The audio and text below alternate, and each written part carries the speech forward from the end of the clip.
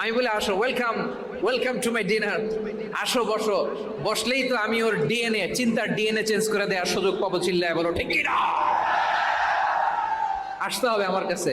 Our door is open. The door of Islam is open 24/7.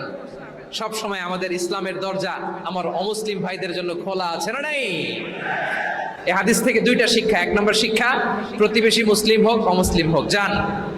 অসুস্থ হইলে একটু apple নিয়ে যান, আঙ্গুর নিয়ে যান, কমলা নিয়ে যান, তাদের সাথে ভালো আচরণ করেন।